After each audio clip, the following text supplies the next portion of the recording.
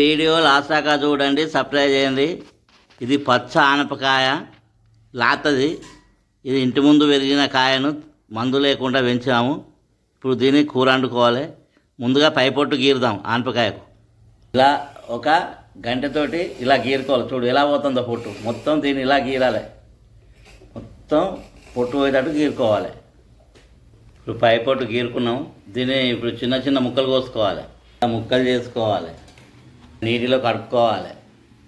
ఆనపకాయను చిన్న చిన్న ముక్కలు కోసుకున్నాం. దానికి కావాల్సిన పచ్చిమిరపకాయలు, ఉల్లిగడ్డ, కొత్తిమీర, మెంతి, పుదీనా రెడీ పెట్టుకున్నాం. స్టవ్ అంటు పెట్టినాం. స్టవ్ పైన మట్టి కంతులు పెట్టినాం. అందులో అరపావడి నూనె పోసాము.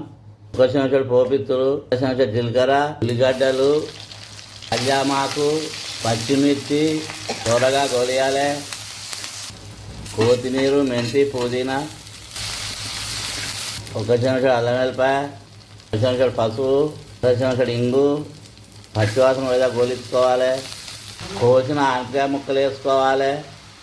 మొత్తం దీన్ని కలుపుకోవాలి. 3 చెంచాల కర్రపొడి వేసుకోవాలి. తగినంత ఉప్పు వేసుకోవాలి. మొత్తం దీన్ని కలగలుపుకోవాలి. ఇలా కలుపుకొని చిన్న మంట మీద మూత పెట్టి 20 నిమిషాలు ఉడికించుకోవాలి.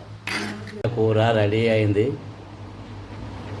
కలుపుకోవాలి. స్టవ్ ఆఫ్ చేసి దించాలి. అబ్బా, ఆనపకాయ లాత ఆనపకాయ కూర చాలా రుచిగా ఉంటుంది.